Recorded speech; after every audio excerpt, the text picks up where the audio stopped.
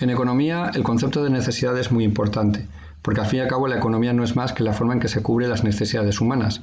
De manera que autores que hayan hablado del concepto de necesidad, de su importancia, de lo que es o no es necesidad, de lo que son necesidades falsas o verdaderas, o incluso de cómo ha ido cambiando las necesidades a lo largo del tiempo, hay muchos.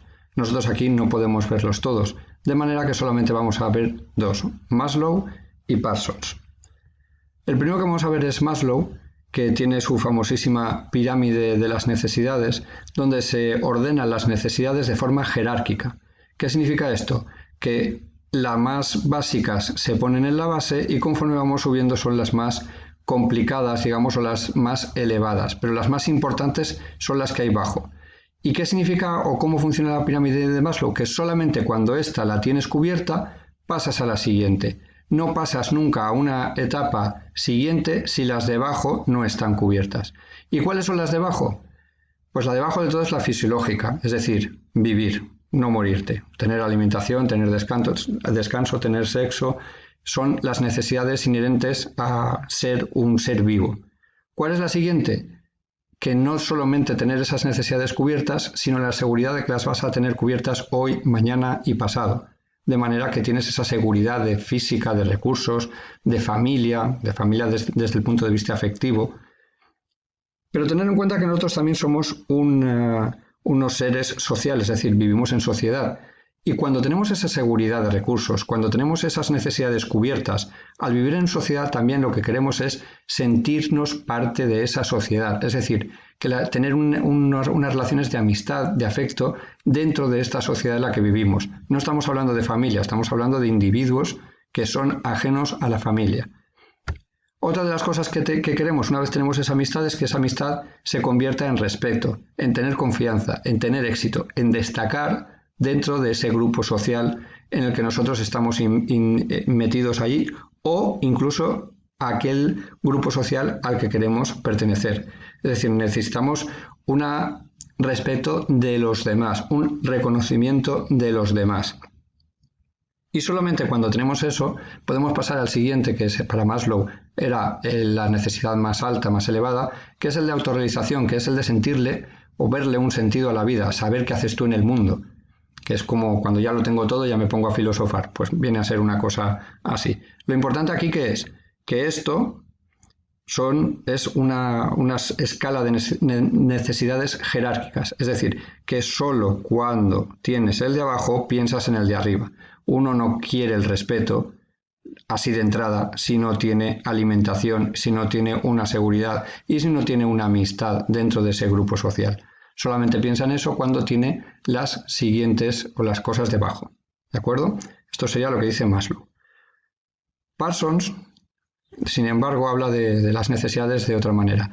Para Parsons lo importante es que las necesidades no tienen todas el mismo origen, con lo cual no se pueden hacer una jerarquía exactamente así, porque tienen orígenes distintos. ¿Qué orígenes tiene? Pues tiene uno individual, uno cultural y uno social. El cultural y el social normalmente se mezcla y se confunde. Creo que con los ejemplos que voy a dar lo tendréis bastante claro. El individual es muy fácil, porque el individual es cualquier necesidad biológica que tengas, es decir, las necesidades que tienes por estar vivo. Comer, beber, refugio, son necesidades biológicas, no palmarlas, básicamente. Pero nosotros no vivimos solos, vivimos, como he dicho antes, en una sociedad. ¿Y esa sociedad de qué se diferencia de otra sociedad?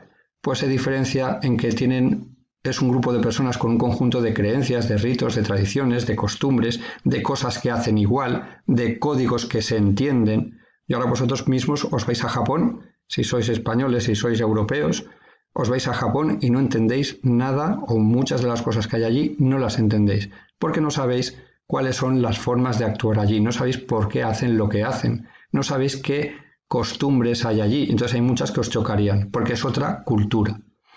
Y dentro de esa cultura no somos todos iguales, o los seres humanos se empeñan en no ser iguales.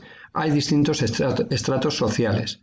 Hay uno que pertenece a la sociedad alta, sea lo que sea eso, otro a la sociedad media y otro a la sociedad baja, sea lo que sea eso. Al fin y al cabo es una percepción personal.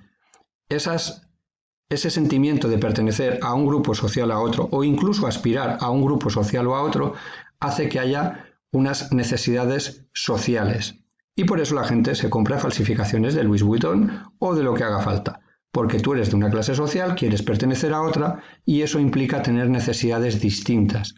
Así que te vas, te compras la falsificación de Louis Vuitton y la enseñas muy alegremente como si fueses de esa clase social. A eso se refería Parsons.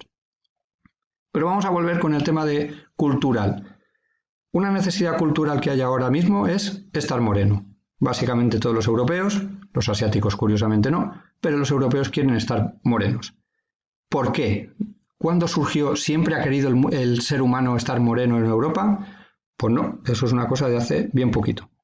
Y la culpable es esta señora, que así a lo mejor no os dice nada, pero si digo Chanel, igual os suena de algo. Pues esta señora de aquí se llama Coco Chanel y es la que fundó el imperio Chanel, que seguramente conoceréis. Y esta señora es la culpable o la responsable de que os guste estar morenos. ¿Por qué? Porque antes que llegase ella, o justo la época antes de ella, la gente trabajaba básicamente en el campo. Y en el campo es fácil estar moreno, porque te casca el sol todo el día. De manera que ¿quién estaba moreno en esa época? Pues los pobres, que eran la clase social más baja, que era la que iba a trabajar al campo. De hecho, ¿qué hacían los ricos cuando iban al campo? Pues se tapaban. ¿Y esto cómo lo sé? Pues porque veo cuadros. Y aquí tenemos uno de Claude Monet, que veis una señora que va al campo con una sombrillita porque es rica, y esto es como iban los pijos al campo. Muy tapados para que no les dé el sol por ningún lado.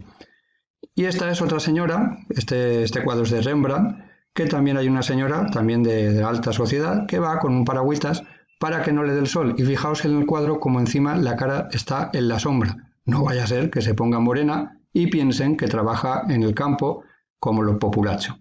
De manera que, ¿qué hace la economía aquí? Proporciona un artículo, que es la sombrilla, que cubre una necesidad, que es la de no estar moreno. ¿Y esa necesidad por qué es? Porque es una necesidad cultural, social, porque no quieren que se les identifique con una clase social baja. ¿Qué pasó con Coco Chanel? Que cuando llega Coco Chanel hay un cambio, y es que la gente trabaja, ya una cosa que se llama la revolución industrial, que a lo mejor os suena, y la gente trabaja en fábricas. Y en estas fábricas, pues aquí el sol, pues mucho no se ve. ¿Qué pasó? Que la gente pasaba a estar toda muy blanquita. Entonces ahora los blanquitos eran los machacas, los que estaban trabajando todos los días. ¿Y qué hacía la gente? Pues la gente, la gente pijilla, lo que hace es que se va a tomar el sol. ¿Por qué? Porque no necesita trabajar. Y así que se note que no necesito trabajar, que puedo estar todo el día tirado al sol sin hacer nada. ¿Y qué hace la economía? Pues crea otro producto para cubrir esa necesidad de estar todo el día al sol sin parecer una gamba roja pelada. ¿Y qué tiene que ver entonces Coco Chanel con todo eso? Pues Coco Chanel fue la primera mujer, la primera persona que se atrevió a ponerse morena para diferenciarse de los demás. Es la primera que vio que ya no era guay estar blanquita, que ahora era lo guay, era estar morenita. Y entonces a partir de ahí cambiaron las necesidades de la sociedad porque tenían o de una clase social porque tenían que diferenciarse. ¿Qué pasó? Que con el tema de la revolución industrial vino también una revolución social y queríamos tener 8 horas de trabajo, 8 horas para disfrutar, 8 horas para dormir y encima tener vacaciones. Con lo cual se inventó otra cosa que era el turismo de masas. Mira que a gusto están todos ahí, pasando frío. Entonces, esto es una necesidad cultural. ¿Por qué? Porque en nuestra cultura hay un mes de vacaciones en que la gente se va de vacaciones. Pero esto es una forma de tener vacaciones y esto es otra forma de tener vacaciones. De manera que el hecho de tener vacaciones es una necesidad cultural, pero el hecho de cómo satisfacer esas necesidades es una necesidad social. De manera que no creo yo que veamos aquí algún ricachón a Onassis o algún tipo así por aquí y lo veremos más en una cosa más bien como esta.